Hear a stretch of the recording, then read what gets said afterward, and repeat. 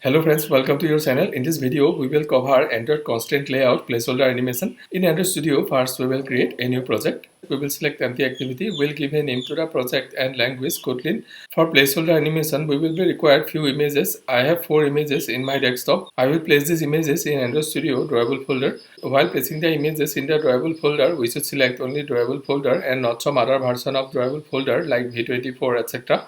We will go to the main activity layout file. We are creating 4 image views and we need to give an ID to the parent constraint layout. In constraint layout, we are creating a placeholder widget and we are placing it at the center of the constraint layout. Placeholder widget's width and height is the same as the image view's width and height. In the main activity onCreate method, we are getting the reference of the parent constraint layout and the placeholder widget, and we are creating a method images clicked. Now in the 4 image views, we are using onClick and calling the method images clicked. Inside method images clicked in placeholder, we are setting content id view.id and above it transition manager.begin delete transition, and in the parameter passing constraint layout. Inside onCreate method parent constraint layout id is r.id.constraint layout.